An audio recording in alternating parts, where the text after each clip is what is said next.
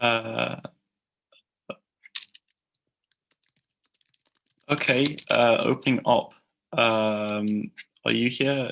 D-U-G-O-D? Yes, we're here. Okay, can I get the order in which you're speaking any preferred gender pronouns, please? Are you speaking? So Sami, yeah, so Sami Mohammed from DUGOD, yeah. So Okay. Who's speaking second? Lubaba Mahazabin from DUGOD. I wrote it in the chat. Is it visible? Okay, no worries. No problems. Okay, okay, OG is here now. Can I check the order in which you're speaking, any preferred gender pronouns, and whether or not you're okay to be streamed? Hi, my name is Jonathan. I'll be doing Prime Minister, and I'm okay to be streamed. Okay. TP. Hi, I'm Piper. I'm speaking second, and I'm okay to be streamed. Great. Okay, cool. And I'm assuming OO is okay to be streamed. For closing government. Yeah, my name is Hamza. I'll be member of government. He, they, and I'll be first, and Zaire will be second. We're okay to be streamed. Okay, great.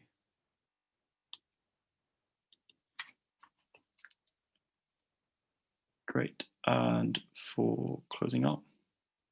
Shreya speaking first, he, they, and I'm okay to be streamed so far.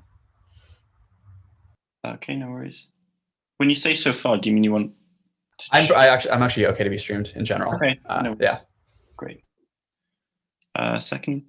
Speaking second is Preston, and I'm fine with being streamed. My pronouns are he or they. Great. Right, we're just missing one judge, so I'm just going to double check that they're joining.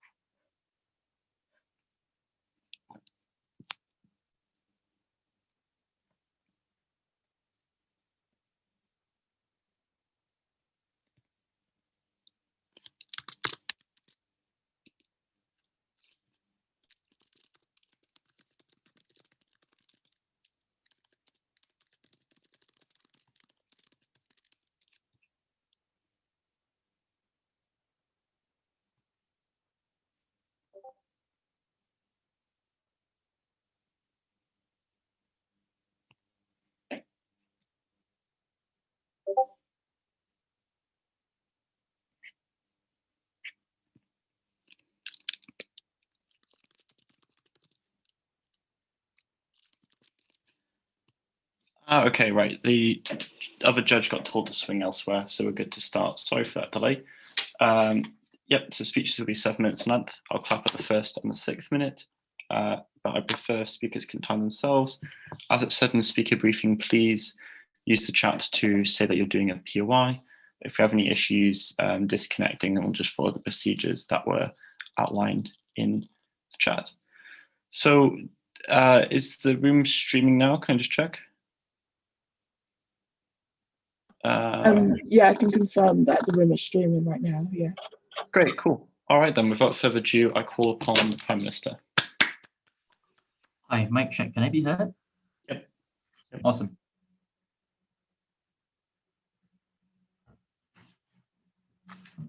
Starting in 3, 2, 1. Panel, The problem in the status quo is that capitalism has succeeded in pitting poor people against equally poor people. We suggest to you that the problem in the status quo is where the precariat, victims of the gig economy, victims of capitalism, continue to view people in the same level of victimhood as them, as enemies and not allies. We suggest, therefore, that the solution in this world is for social movements to be more uniting, to focus on class difference rather than identity-based politics. Incredibly proud to propose.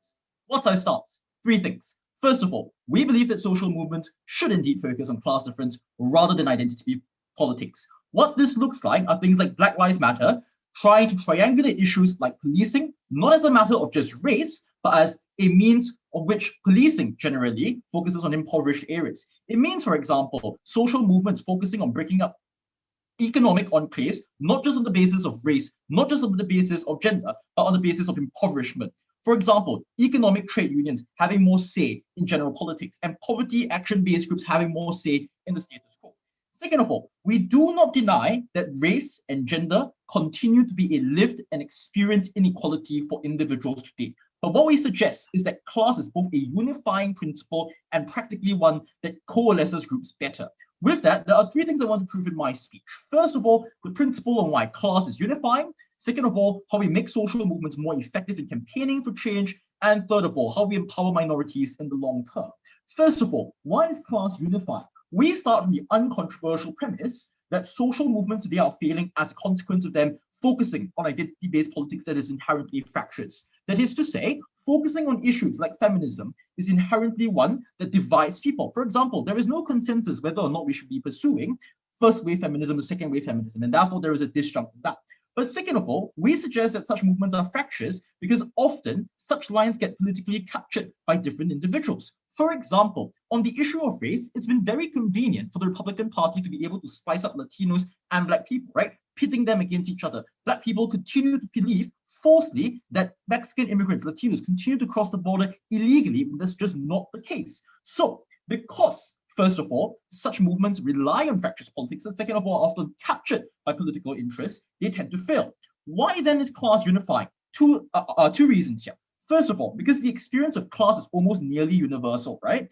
After the Trump presidency, we've recognized that poor people are not just people who are enclave as a consequence of their race, but also in Rust Belt states. We suggest that such an experience of living below the poverty line, living on low-paying jobs is one that transcends that race divide, transcends that gender divide, and therefore appeals more to individuals. But second of all, it's easier to articulate the terms of such difference in more unifying manners. For example, it is easier to cross the fence and explain to a white person why poverty doesn't necessarily involve just Black people, but their own level of subsistence as well. For example, appealing more to the idea that you are equally disadvantaged as us and not just that of affirmative action. And that's why we think class is in principle more unified. Second argument then, on why we make social movements more effective. We have 2 observations to make here.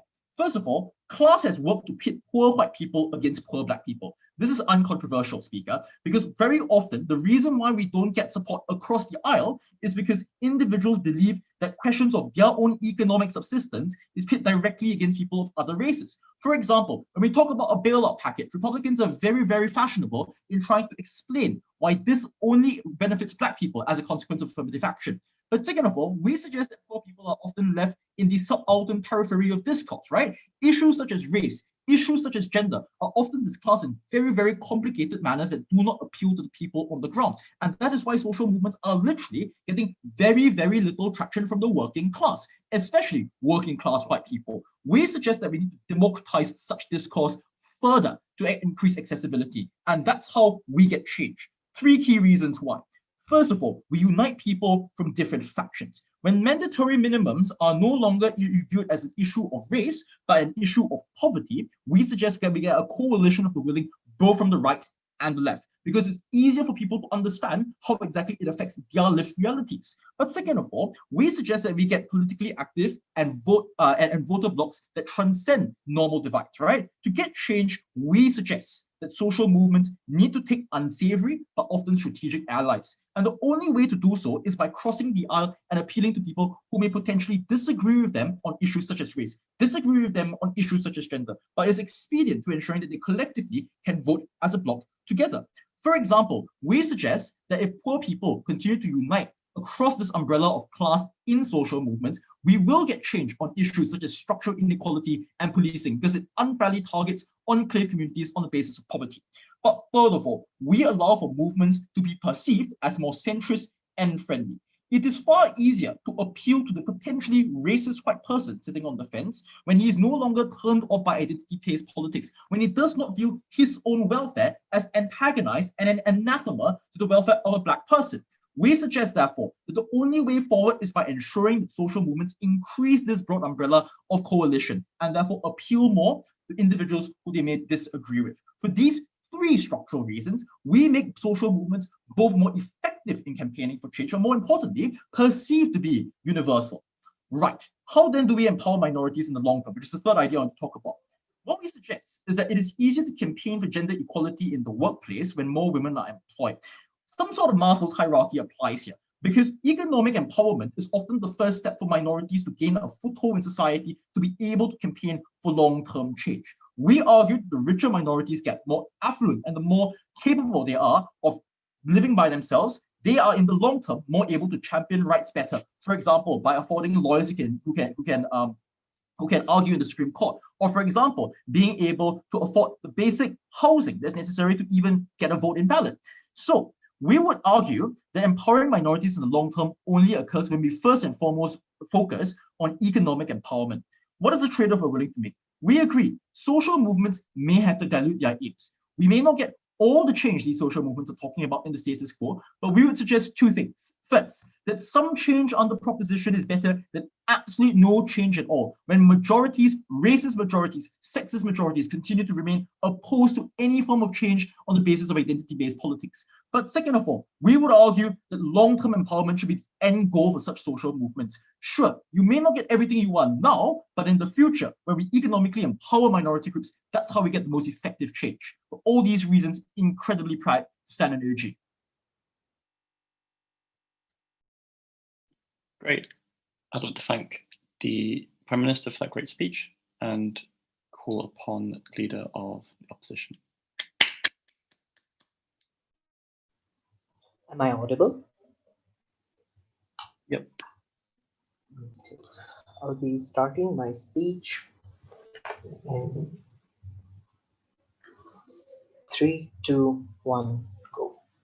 The first contention we have from OG is that they come up and tell us proposes the idea that the experiences of poor white people and poor Black people are essentially the same, that class is unifying and that they live in equal disadvantages. This is untrue. We believe that according to when you're in a minority in a certain society, you have to face you have to face more disadvantages than say if you belong to the majority race, right? The whole concept of white privilege, right? A lower middle class white person does not have to worry about not getting the job because you're Black and you are perceived as somebody who is involved in violence and drugs, right? That discrimination is not inside being denied opportunities just because of your gender, race, or religion is something that is very real and does not get solved by just giving a broad solutions that target poverty wholly, right? That's our first pushback from OG. Now, let us tell you what constructive arguments that we are talking about from our side, right? The first constructive argument that we give you is a principal argument that tells you that people suffer unequally, therefore we have a moral obligation to cater to the most vulnerable people from the perspective of a social movement, right? So people have how does this happen? Understand that even in poor classes, even in classes who suffer economically, understand that there is historically they have low wealth, right? Black communities do not have inherited wealth on which they can subsist. Lower class white people might have inherited wealth and like other privileges, like they can go to community, they have community services, like they can go to like they can go to better they have access to better healthcare, because often like there's community-based healthcare and education available in those areas. Like people, where you live determines what kind of access to privileges that you have. So these are the people who are most vulnerable. Therefore, they need that protection, right? Second of all, understand how classes are formed to begin with. Understand that in the poorer classes, the majority of people are from minority communities. How so? Understand that historical oppressions like slavery, historical oppressions like discrimination in like government jobs, and discrimination in like redlining districts, like things like gentrification and etc., keeps these communities inside the poorer classes in itself. Therefore, in the aggression of classes, the main injustices that needs to be addressed or often has to be must be started with these minority communities to begin with. What's our mechanical arguments that we can provide, right? Our mechanical arguments consist of the idea that you get more momentum from the side of your movement, and you get more traction when you include these people in your when you try to address these people. How so? Understand that when you have a movement against gender violence, when you have a movement against rape in India or in those kinds of states, understand that people irrespective of class gets to join in, right? That university going upper class people can go into those movements and have those solidarity with those people. Like even if a lower class a woman gets raped in the subsequent protest, there is no class barrier to go and protest, and powerful people can join in and voice in those protests, and they can pitch in the social and political capital they have, and they can give you that momentum in those states. Also understand that the idea of equality that these people are suffering because of their gender, these people are suffering because of their race, the recognition is something that permeates throughout society, which is very important from the perspective of social movements, right? So the idea of equality is something that everybody gets to relate to, and thus the movement gains momentum, right? The idea that there's another idea. Understand the second idea that we talk about is specifically that when you offer solutions, your solutions get diluted. What do I mean by this? The second idea is that the solutions get diluted. This means that when you offer solutions to based on class, those are not likely to be reached by those minority communities. If you have a welfare program, the black guy, if there's systematic discrimination, when the black family goes into get that particular welfare, they will be deprioritized because there is systematic discrimination, and that needs to be addressed. Your solutions are not free from the systematic discrimination that are being fought by those social movements, right? Also understand that the idea is that if we solve the class struggle altogether, then this will trickle down to the minority communities. We tell you this is not true. Even if you address how do you address poverty? You address poverty through means like investing in education, making sure people have access to college education, people have access to workplace education. You ensure proper pay, right? You ensure social security nets.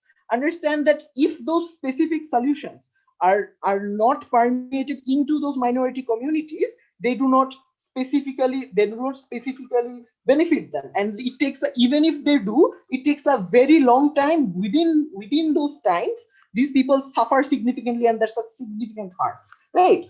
On the last idea, understand this seems like contention evasion, and people feel left out. What do I mean by this? This means that when the Republicans and your principal oppositions to these social movements are speaking about like race baiting and dog whistling, when you do not put up a defense, these people do not feel protected. They do not have a safe space, and they do not cater to your political movement, and thus the movement loses traction. Extremely proud of those. Great. I'd like to thank the Leader of the Opposition for that great speech and call upon the Deputy Prime Minister.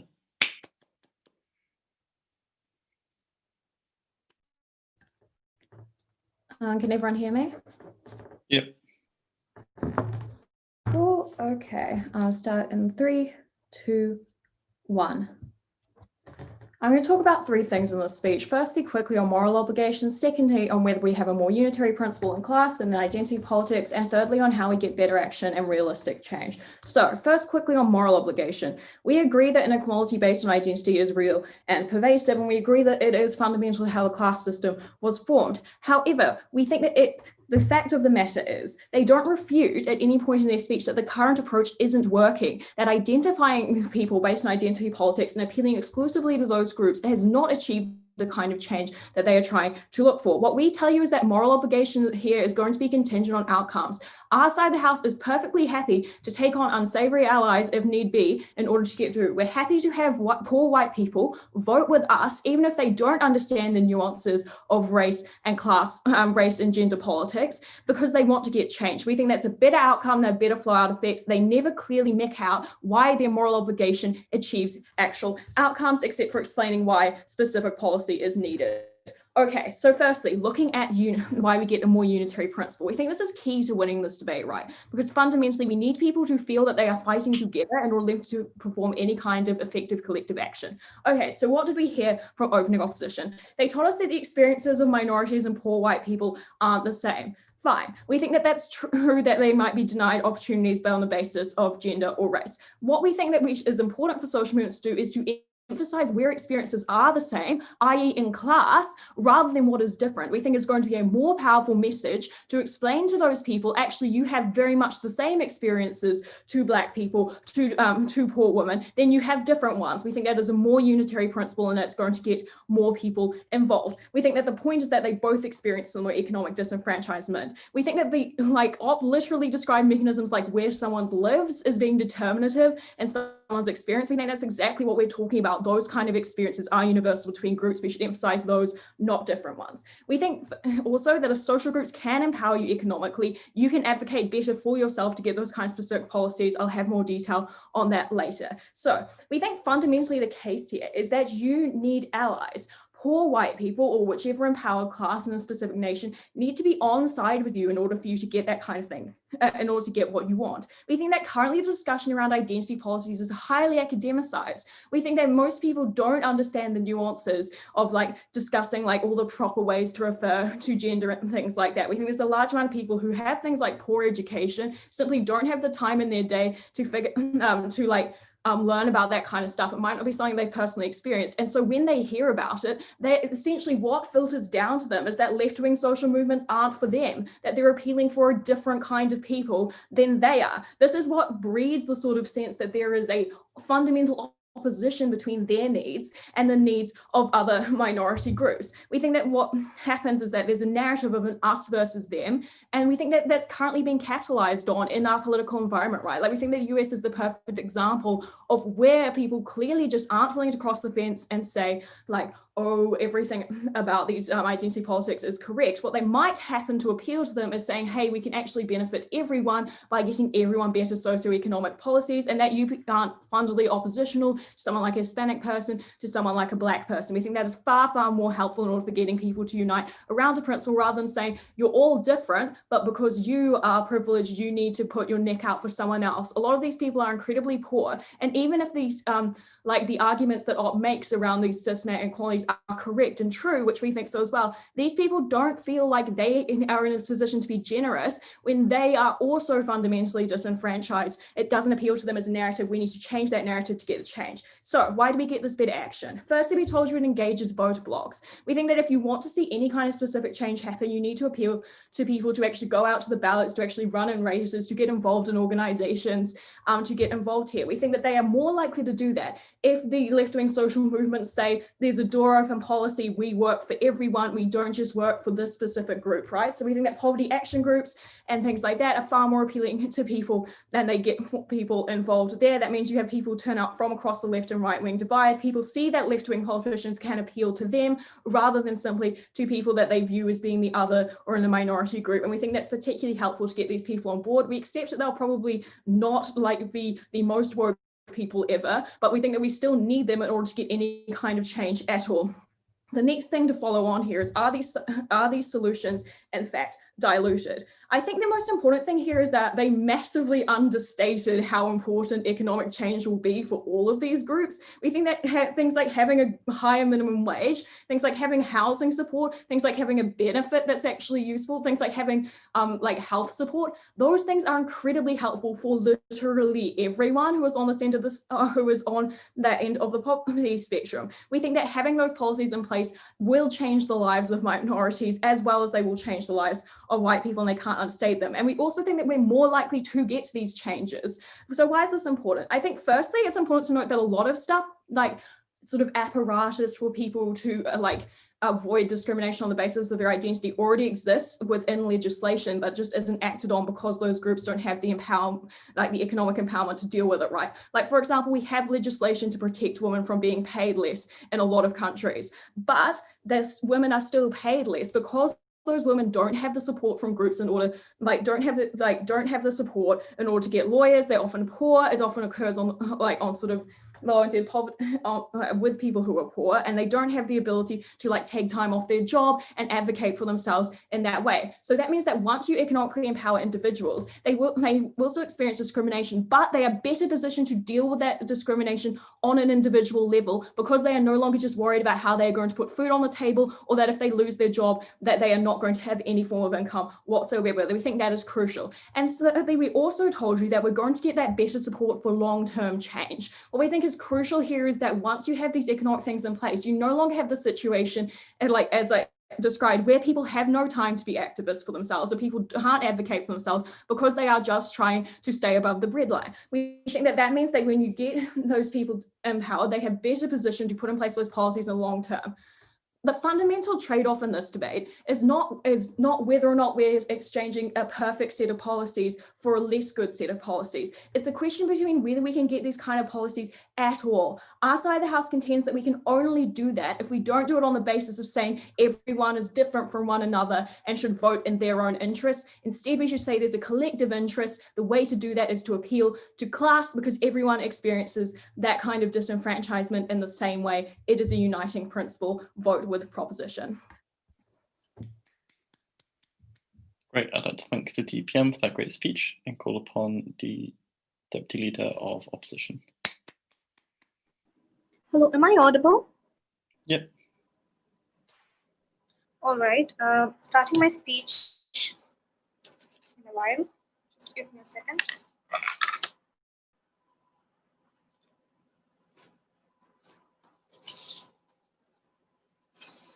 All right, starting my speech in 3, 2, 1. So understand, the opening government comes up and tells you that 1, this will not be effective and this will pit people against each other, and as a result of which it's not a very effective mechanism. So understand where this current debate stands, right? Firstly, the opening government did not engage with our principal arguments that Sami proved to you, right? Sami told you that how classes are historically generated because of how class is basically generated because of the historical discrimination which occurred, right? And that those discriminations were entirely based on identities such as race, identities such as religion, and as a result of which these people are actually ignored for millennia, and which makes these people extremely vulnerable, and it's high time to address their issues. So they did not come up and engage with our principal arguments, for which we tell you that it's imperative to address to these issues to begin with. Now understand the clashes that occurred in the opening house, right? Firstly, the idea about unification. They come up and they tell you that these will pit people against each other. We tell you that's untrue on 3 layers. Firstly, any attempt to dismantle a movement does not prove that it is an effective way. For example, there will always be ways in which people will pit against each other. Like even if there are working class people protesting together against something, there will always be attempts by pitting people against each other, like dividing them on the basis of race, for example, or dividing them on the basis of religion. That is our second layer of rebuttal, right? That there can be this attempt to dismantle and pit people against each other can be done in either way, because understand that no movement will have 100% equal percentage of people like Black people or Latino people, right? There will always be some more proportion of people in a particular movement, and they can still be divided on that lines. Understand, for example, how India is currently blaming its Muslim students for wanting policy changes. This is something that has happened over and over again. We tell you that pitting people against each other is a common policy, common tactic of the government or the people in power, but that doesn't prove that a mechanism is ineffective, because understand that unification can always be done. People can always be asked to join. That I will be explaining in a shortly. Understand that how feminists are wanting men to actually work for their behalf as well. The men for women policy, right?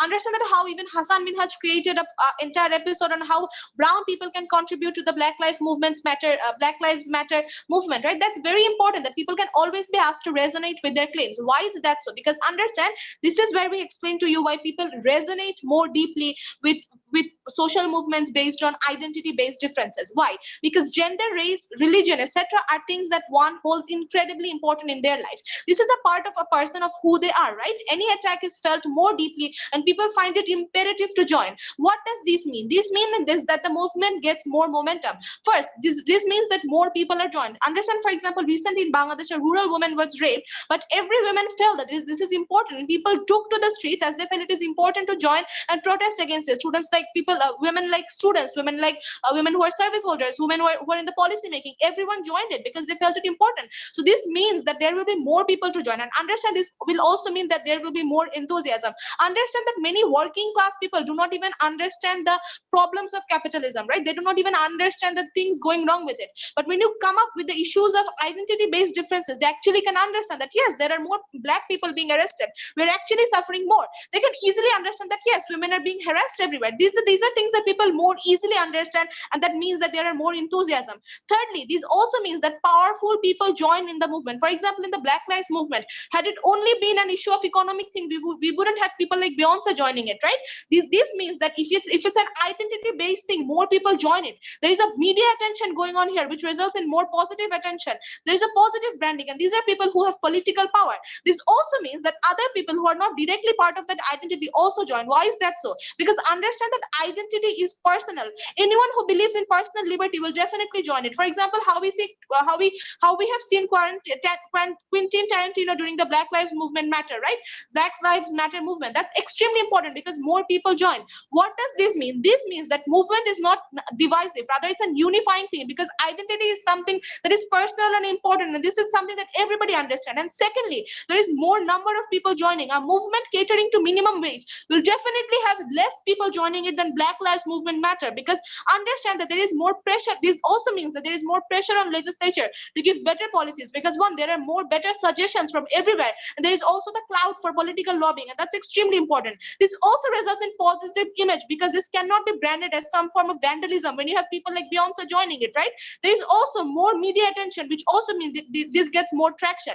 So we tell you this is also a better and effective change. Why this is an effective change? Firstly, this will not give rise to tokens, because you specifically know what you want. You get suggestions from wide range. You get suggestions from the richest women to the poorest women. This is something a broad and very identity based. This is a very research based thing. So you also get suggestions from academic researchers, and you also have powerful people on your side. And those specifically targeted policies goes a longer way, both from politicians and from other sides and other people lobbying it, right? So this is more effective. Understand the government side's argumentation about their economy, their class-based movements not being effective is wrong, because understand that powerful people feel more attacked on their side, because they think that their wealth will be taken, their power will be taken. So there is more attack from their side, and understand on our side there is less tendency to get attacks, because these politicians fear getting branded as racist and sexist because of their image, because of their vote bank.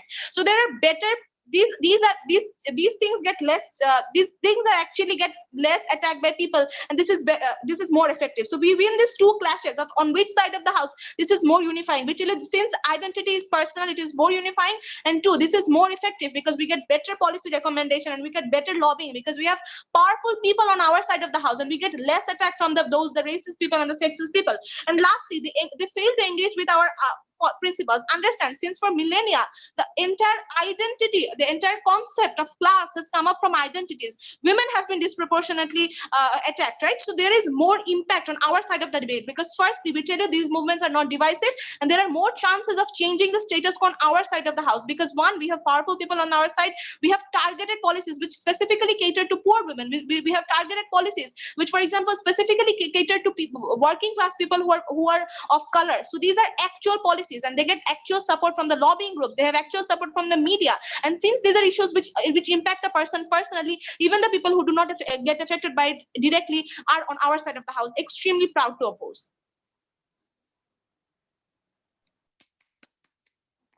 Great. I'd like to thank the Deputy Leader of the Opposition for that great speech and call upon the Member of Government.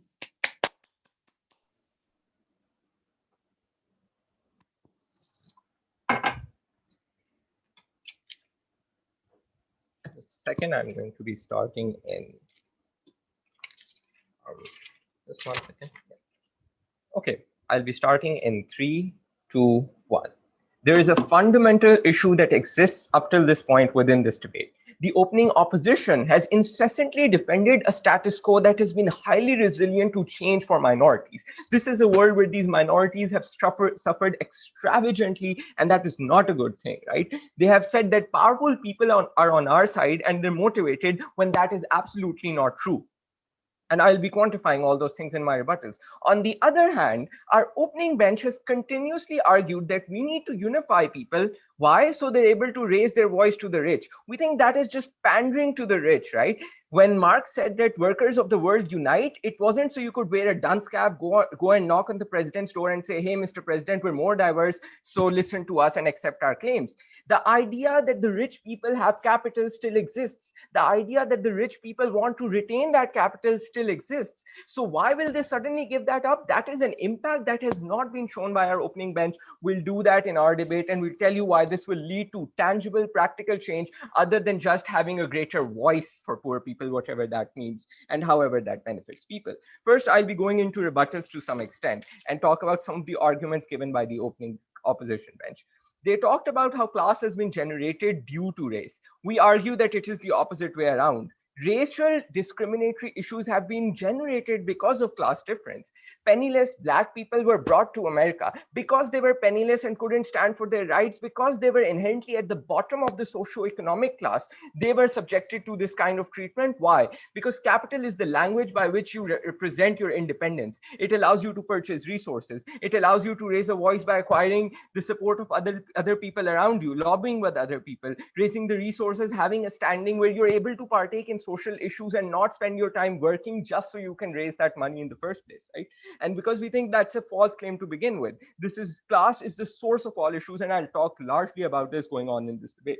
But secondly, they talked about people can always be pitted against each other. We say that is true, but it is less likely in our world, because in our world, the issue when it comes to movement isn't that he's Black, he's facing this sort of discrimination, he's Latino, he's facing this sort of discrimination. The idea is we're poor, and a lot of people, more people are poor in this world than there are Blacks, right? So when you sum all of them up, you have a greater voice of these people, and hence we think there is a larger reason to come together, because you have more collective issues, and hence they're less likely to be pitted against each other.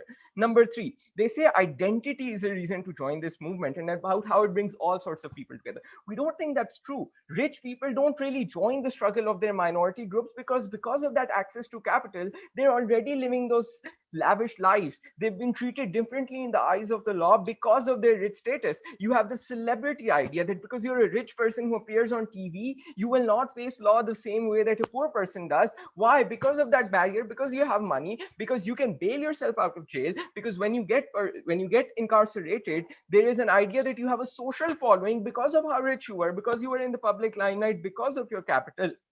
you can always have that movement behind you. We think they're not going to support this movement as a result. We recognize that rich people don't face these issues, but poor people, regardless of whether they're white, regardless of whether they're black, always face the same issues, right? To a varying extent, but still face the same issue, right? So we think more than identity, the idea of class is a greater reason to persecute people, and hence we think that's an issue that stands in our world. But we think that in our world, what do we think is different, right? So I'm going to be talking about the first thing that we feel our opening bench messed up. Why do we think impacts are greater, and why do we think we need to focus on those impacts? We understand that all sorts of discriminatory idea and motives lead to some practical manifestation of that discrimination. We think that practical manifestation of discrimination is always in the form of some resource constraint or some impact that directly ties to class difference. What do we mean? If you're a black person, the way that discrimination is targeted towards you is you're working in lower paying jobs. Because you're working in lower paying jobs, you're able to not afford Medicare the same way, healthcare the same way. Your kids are not able to go to a good school because you live in a poor neighborhood, because you cannot afford a house in another neighborhood, and hence you have a poorer quality of education. We think all of these issues, the way racial discrimination or any sort of discrimination is implemented, is by the means of class differences. Hence, we think it applies to all these people, and that is the primary form of discrimination they want to overcome. If that is what they want to overcome, then they need to realize class difference is the mechanism that enforces this sort of issue, right? So we think the problem here is the discrimination is the class difference that leads to the way that that discrimination disproportionately affects you people. And before I go on to unity and how it's going to lead an impact, I'll take OO. POI. Oh, go ahead. Okay, I'll just go ahead. So when we talk about unity, we want to talk about what is the power of unity in this case and why it will lead to better action in our world. We think our opening bench did a good job at recognizing that people will be more unified because of the eliminated differences they have between us. But what will that lead to, right? We understand one thing: the elite, regardless of race color, want to hold on to their resources. They're likely to keep in mechanisms that lead to discrimination. So what is unity going to lead to? We understand at a working class level. What this means is when you're working in a small factory or someplace like that, when you come up and you want to get work, when you want to get promoted, you want to change labor laws, when you come up there as a black person, you don't really have power, because in an organization, there are suppose 3 people in a supply chain working over there, and hence we don't think you're likely to get a lot of power in terms of negotiating that. And I'll tell you why this is different to pandering in just 1 second. We understand when all of those working people organize, then they're more powerful unions, and when they choose to go on strike or when they choose to take industrial action, that's when it means value, because then the owner of that factory or that resource, of that large-scale resource generation mechanism, then he stands to suffer a lot, right? Because then he's tangibly losing out on profits. Because of that, we think there is a greater incentive for him to change, not because these people have a greater voice, but because they have the power to take action. This applies to unions, this applies to factory, this applies to political backgrounds, because when you're united on the basis of class, you're able to say, look, we have a large voter base, and because of that, we're not going to elect you, not because you're black, you're white, or any of those sort of things, because we're poor and you make anti-poor policies. And anti-poor policies always enforce discriminatory racial laws, because at the end of the day, we want to alleviate these issues by striking at the core root problem, vote closing government, sorry. Great, I'd like to thank the Member of Government for that great speech. Call upon Member of Opposition.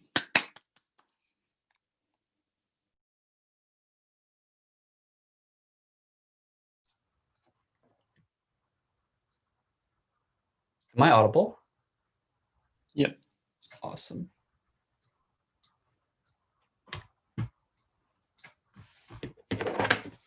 Cool.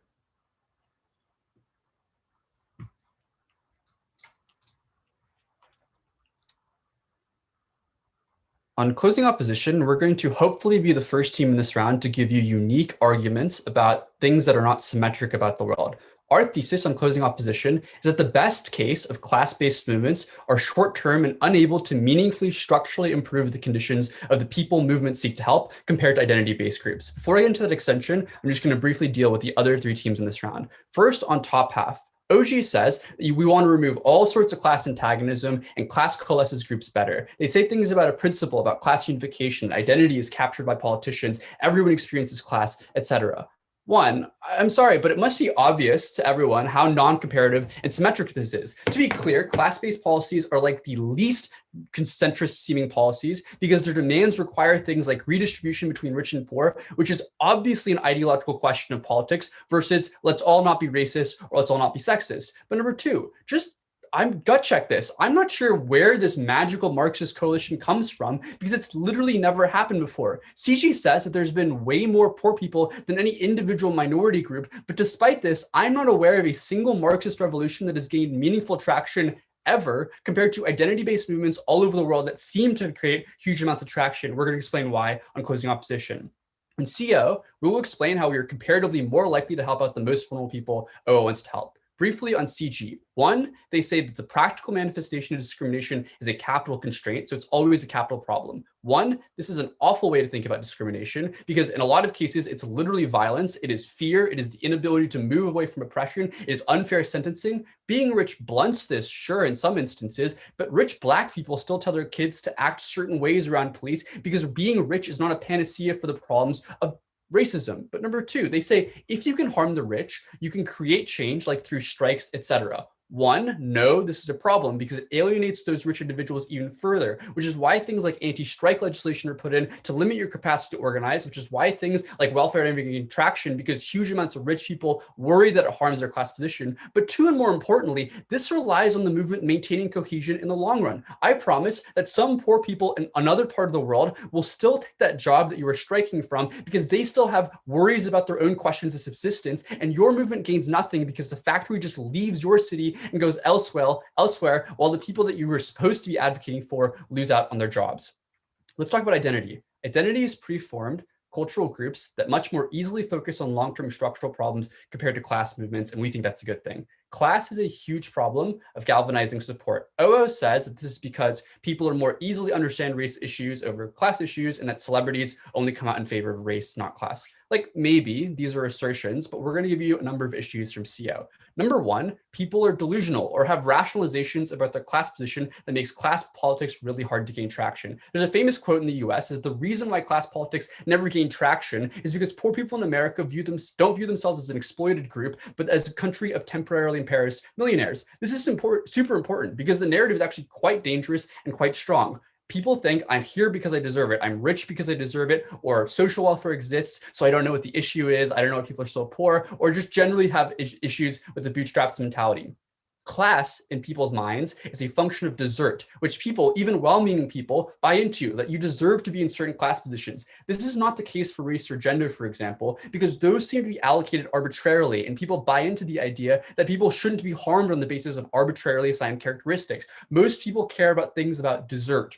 What does this look like in practice? Most obviously, it's not being willing to provide welfare for the poor at all, or intuitively not being willing to tax the rich because they're the harbingers of things like development. In the developing world, there's a huge aversion to being redistributive on class lines because you really worry about kneecapping your country's growth, because you worry that high taxes deters investments or the incentive of rich people to move there and develop and improve everyone's conditions. You know who agrees with this? Is CG. When they say things like capitalism, it's a huge narrative sway of saying that capitalism is the panacea for the problems of the poor. It's those types of things that limits the capacities of movements to ever gain any sort of traction on the ground.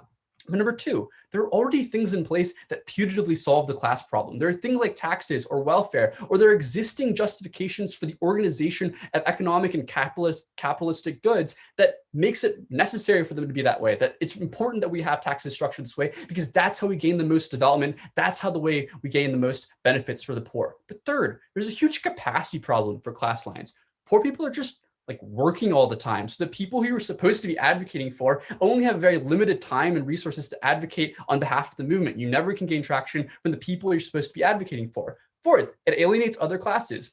Class politics is necessarily antagonistic. It is always about redistribution from the rich to the poor. So you're working against the rich because that is primarily what your movement is advocating for. You're forced to fundraise against all the millionaires, billionaires, upper middle class who worry about getting taxed, which is a huge problem for the resource-constrained social movement that is based on the poor who don't have a huge amount of money to give in the first place. But fifth, they often get co-opted. The nature of intersectionality in class-based systems is that certain powerful in-groups often control the movement at the expense of everyone else. This is why, historically, many working class movements have fractured along identity lines that end up excluding the most vulnerable. In the US, this looks like any movement of poor people eventually turning into a white working class movement exclusively about minors, because those people have both the cultural capital but also benefit the rich in a way that poor people do not. So they often get the benevolence of the rich as well. But sixth and most importantly, the best case path of least resistance is a transfer from rich to poor, like welfare based on a higher marginal tax rate. Because the intuition is that as long as you have access to cash or capital, wait, I'll actually take a POI from OG real quickly. Yes, so your case is essentially just an explanation of the problem we set up in OG and then saying why it's essentially unsolvable. Why do you somehow think it's more likely that rich people unite to vote against their own interests than poor people can be convinced to vote in a way? That's great. I'll get there in my case. Basically, your case is truly intractable. But the most important thing is that the best case of path of least resistance for government is that you get a cash transfer from rich to poor. But that has nothing to solve the structural problems that had created those historical inequities in the first place, because they often happened on identitarian lines, like redlining limited where people can live, unfair sentencing laws destroyed families. How do we solve that on closing opposition? One, we don't have all these 7 issues. But 2, most people have an intuition that we all shouldn't be racist. So when they see emergent properties of racism, they think that it is a structural one, not simply an issue of legislating racism away. But third, identitarian needs means that people are more personally affected by the social movement. And crucially, those cultural capital and cultural networks already exist. Churches already exist. Forums for women already exist. Magazines for different minority groups already exist. Sure, those are examples, but crucially, those exist in a way they don't exist for poor people at all. And you crucially gain the benefit and the benevolence of rich individuals who are willing to provide you capital and resources that simply doesn't exist on their side of the house. And you get access to things like narrowly tailored policy preferences that doesn't exist on their side of the house because you know specifically what you need to target. Our claim is you don't have to go through the huge amount of roadblocks to make any sort of class claim. You just have to make an identitarian one that uses pre-existing cultural capital. We're very proud to oppose. Great. I'd like to thank the member of opposition for that great speech. Call upon the government whip.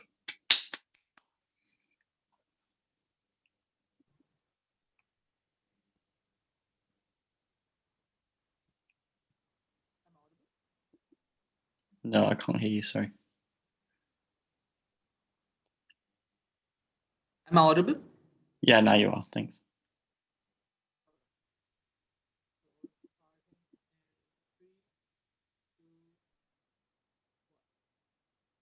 Starting in 3, 2, 1. Okay, so what we get from closing opposition is an entirely westernized case, right? Like literally just based on the United States of America. I'll deal with them on their terms, and then I'll talk about why this debate was about like the developing world all along. Then I'll deal with why closing government actually, right? So first question, closing opposition comes up and tells us is, where does this Marxist coalition comes from?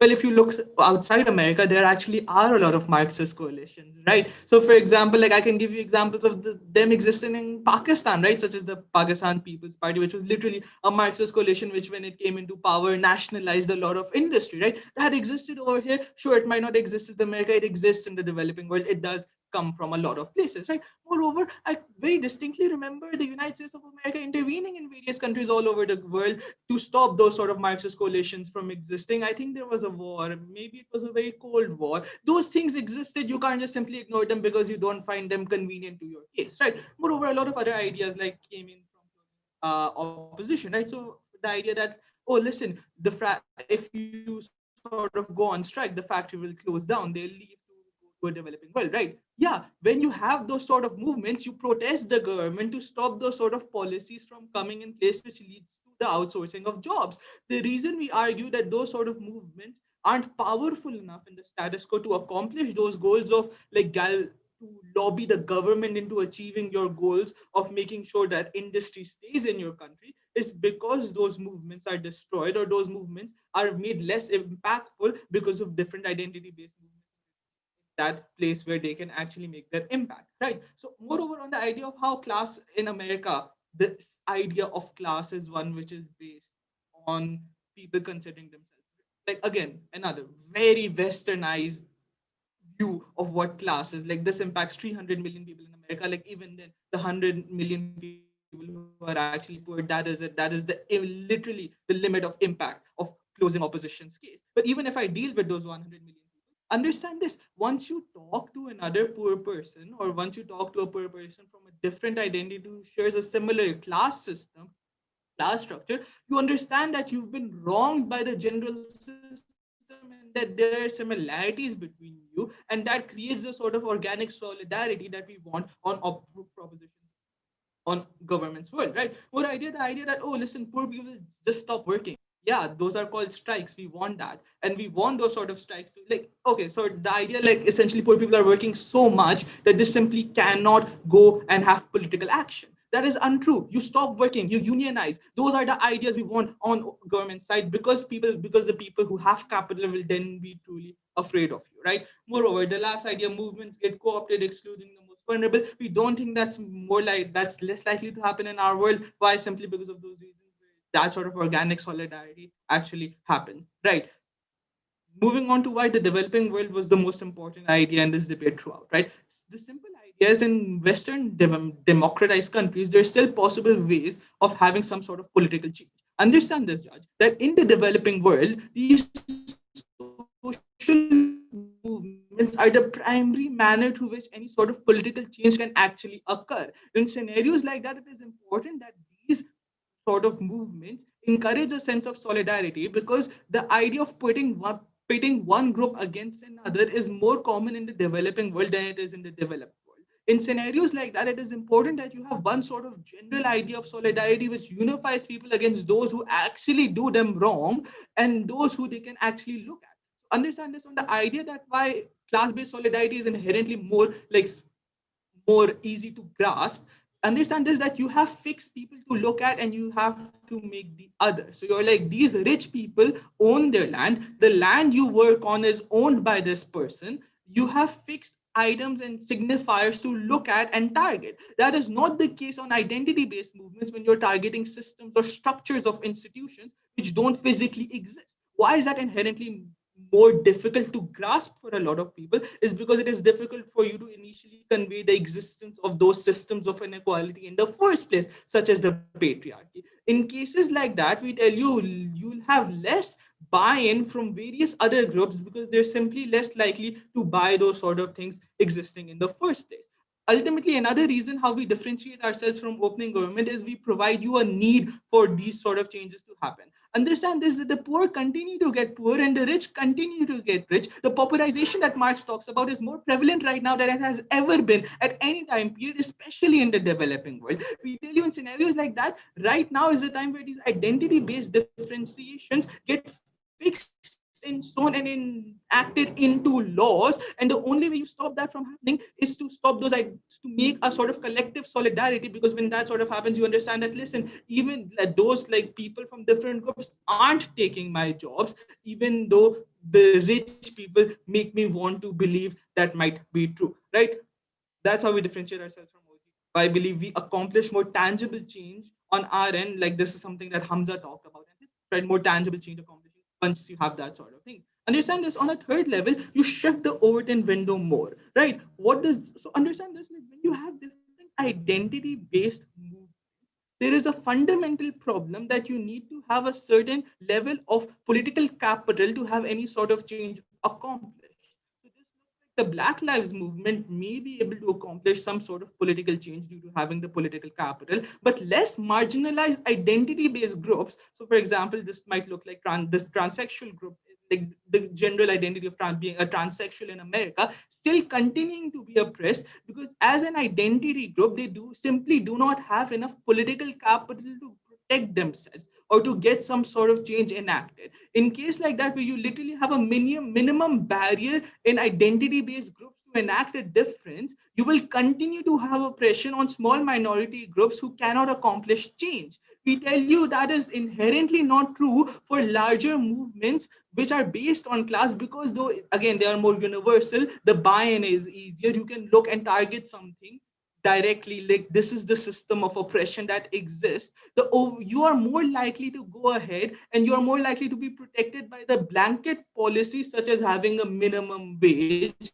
such as having more wealth, such as having property, and those sort of ideas can mean that you are protected in the long term, which is important for your safety. We tell you in scenarios like that it is inherently important that you like join those sort of class-based movements to make sure that you don't oppress those who don't have the political capital to protect themselves, which is why we're very happy to propose vote closing government.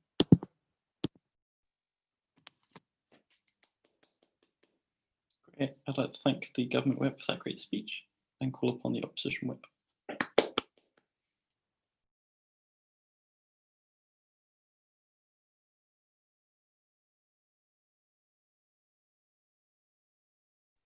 Okay, am I audible? Yeah, but you're quite quiet. Maybe like move the mic closer or something. Let me see if I can increase the volume. No worries.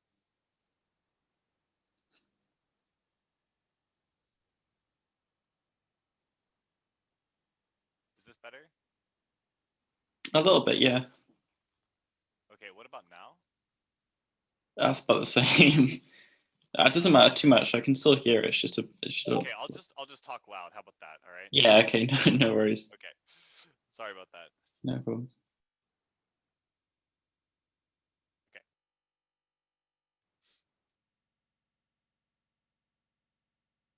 Look, if the motion were provide an analysis of the origins of the social ills that plague society, then maybe one of the gov teams could win this round. But no, this motion was about social movements and strategically what they should do in order to be successful. Our extension was the first to engage with the reality of what this motion actually was about, which is about the resource constraints and the organizational constraints of social movements and why it is way more effective you get more effective returns on investment on our side of the house when you organize under identitarian issues than class issues. Our extension is winning for 4 reasons. One is that you get more returns to investment organizationally. On their side of the house, you are fighting an extremely uphill battle because in order to convince people that their consciousness actually rests in class is extremely difficult. They just say they have a shared characteristic of class. That doesn't mean that people believe that shared characteristic of class because people want to be rich, which means they have false consciousness that always undermines the organizational efficacy of their movement. Second is on our side, you have more immediately already existing cultural networks, things like churches and affinity spaces. People know each other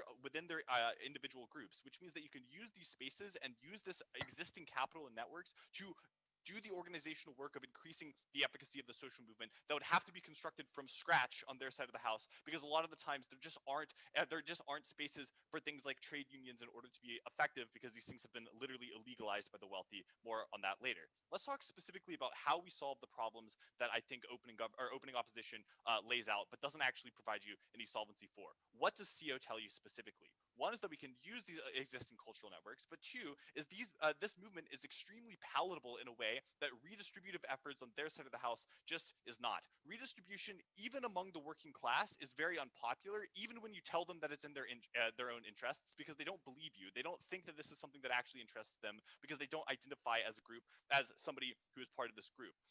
On our side, if you literally just say, we believe that people shouldn't be racist and that we should reduce structural barriers that prevent people from being successful if they work hard, that is a extremely hard to oppose narrative that is probably way more centrist and appealing across the ideological spectrum than anything government can say. Third, trivially, on our side of the house, you can literally have the rich on your side. People who belong to these type of groups and want to see discrimination ended, because it does affect people who are rich. Even if they're rich, if you're black, you still are the victim of discrimination. This means that you provide money and media representation on our side of the house. That goes a long way in solving the resource constraints that inhere in any type of social movement on our side of the house. Fourth, about targeting. It is much more tractable to say on our side that we should end things like workplace discrimination or try to reduce the wage gap than it is on their side of the house to say something like we should end class oppression. I don't know what that means on their side of the house, and crucially, neither do they, because they never actually stand behind a specific policy, and so we have to do the work of telling you what these policies are going to be. Things like cash transfers that are short term and actually don't structurally solve the problems of oppression. They don't know what they actually want to do on their side of the house. They suffer from the usual problem of saying capitalism is bad, but having no idea about how to solve it. When Gov says that these coalitions can be magically created and then you can access them and somehow change politics, it's extremely expensive to do so, and it's unclear why just telling people that you have a shared characteristic with somebody else is actually enough to realize them as part of the social movement. The thing they don't recognize about organizing in social movements is that it's very costly. You have to go from door to door and convince people that they should participate in events and that they should pay attention to politics. This is difficult when these individuals are working all the time and resource constrained, which we tell you in our extension to no response. But second, the rich can literally illegalize this type of movement, right? Because they can make it impossible for things like strikes to occur by reducing the right to work and doing things that actually make it extremely difficult for you to be successful in the long run. When CG says, on our side, we're just pandering to the rich. Well, maybe, but your policies are not literally antagonistic to their interests, so they don't have an interest in opposing you at every stage. We also would say, we take issue with their analysis that class creates racism. If you look to the example of Cuba, when they abolished class differences and did massive land reform, there still adhered a lot of discrimination against indigenous and black people. This is a great test of their case about Marxism being the end-all be-all of solvency within social issues, because it literally didn't solve the issue of race. I think that people have like biases and animus against other races that may exist even if class goes away. But even if this were true, it doesn't matter, because the motion isn't about whether or not the fundamental origin of social problems is in class or in identitarian issues, and this also cuts against sort of the clash in top half. It's about what we should do given the problems that we are faced with. So what policies should we do? We say that on their side of the house, when you support things like short-term cash transfers, this maybe lifts some people in the short term out of poverty, but doesn't actually structurally solve the problems of poverty. On our side of the house, it is very easy to make the case that when people are discriminated against on the basis of their skin color, this is because of the system itself, because people have a general aversion to being racist and they don't want to be racist in public. So when they see disparate outcomes for people and differential treatment, they understand that that's a product of the system and therefore are more likely to invest their political capital and understanding in trying to change that system. That's why we see massive movements against police brutality and things like criminal justice reform right now, whereas on their side of the house, what can they really point to in terms of meaningful progress in the last few decades? They say, Marxist coalitions do exist. Literally, like, what they said after that is a reason why that's not a good thing for their side. The United States, i.e. the country of capital, will intervene and stop this from occurring. Like, the one democratically elected Marxist in history, Salvador Allende in Chile, was literally deposed in 1973 by a coup. This is terrible policy on their side of the house if the US is going to step in and prevent this. To be clear, we're not saying like that's good. We're saying that this is strategically not something that you should get behind on their side of the house. Okay, I'll take a PY from CG. You've talked about how existing institutions will not support this. Why does promoting the welfare of the poor and sort of things already not intersect with their purposes, and why can't they then be ported in our world where we talk about things like benefits for the poor, etc., which they have already espoused? Okay, because for all the reasons that you identify, it's very difficult to convince people that they're even a member of the poor. They have to overcome that false consciousness problem. And also because of these cross-coalitional differences, people don't want to associate with people that they've been convinced are like stealing their jobs or whatever. Let's talk about OG. They identify the problem but don't solve it at all. They just say this coalition would come out of ex nihilo, like it would just appear. I don't see why that's necessarily true. But also, their one unique piece of analysis is there's a reason, like the reason why you can get people on board is you offer them money. But I think that this is not necessarily true, because the identity politics of majority groups is also based on giving them money, right? Things like the Trump movement is about convincing white working class people that you should vote for Trump because the immigrants are stealing your jobs. There's an economic appeal there too. So it's not clear that economic appeals unify across races in a way that they say is unique. Let's talk about OO. Their principle is literally determined by practical outcomes. We're doing the work of taking the opposition bench above government bench, but also their one mechanism is that people identify more with their group than they do with class. I think that's an assertion. We tell you systematically why it's going to be more likely on our side of the house that we get better change, and that's why I'm very proud to be on CO. Great, thanks everyone for that debate. There's not really like a main Zoom thing to join, so I think it makes most sense for people to just leave the call and then rejoin in like 15 minutes. I'll just post in the Discord to rejoin. Is that okay with everyone? Yep, got it. Thank you. Cool. All right. See you guys.